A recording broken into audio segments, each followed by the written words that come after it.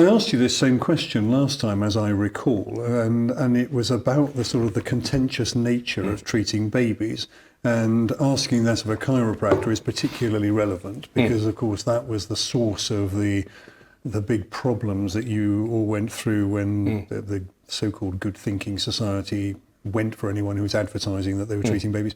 What's changed in that regard over the last few years, do you think?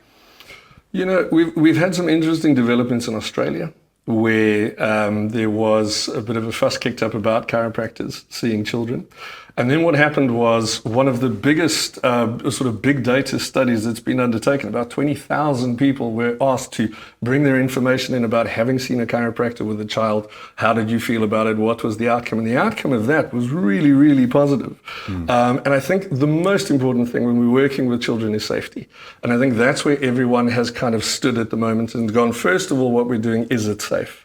As long as we can say it's safe, and the literature is really aiming itself towards the fact that it is safe now, and now we're starting to look at what is the most effective thing we can do with children. But I think when it comes to kids, that is the stance to take. Is it safe?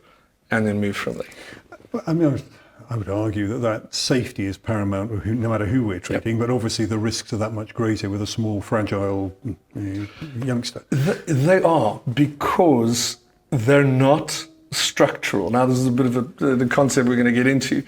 They're much more functional. So the anatomy is not detailed yet. So it's not about creating a problem with the anatomy. Oh, that's obviously there. But it really is about, when you're working with them, to be able to allow their function to work properly, because that's going to give them the anatomy later. So in terms of safety, it's not just about being safe now. It's about creating safe passage for them through their development.